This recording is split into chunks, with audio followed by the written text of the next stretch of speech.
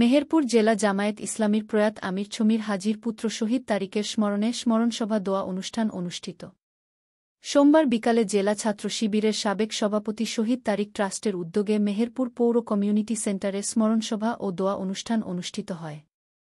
তারিক সাইফুল ইসলামের মেজ ভাই শহীদ তারিক ট্রাস্টের সভাপতি মু. তাওহিদুল ইসলামের সভাপতিত্বে স্মরণসভা ও দোয়া অনুষ্ঠান প্রধান অতিথি হিসেবে উপস্থিত ছিলেন মেহেরপুর জেলা জামায়াত ইসলামীর আমির মাওলানা তাজ উদ্দিন খান।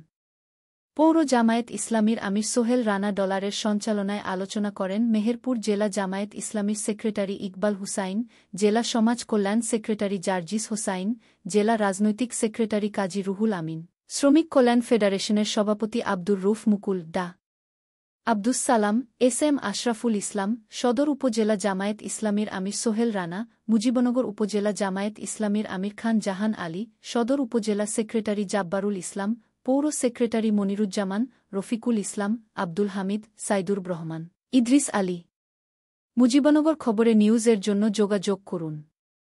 আসফারুল হাসান সুমন, উপদেষ্টা সম্পাদক, মোবাইল 017222266606। শাহেদুজ্জামান রিপন, যুগ্মবার্তা সম্পাদক, মোবাইল 017230043000।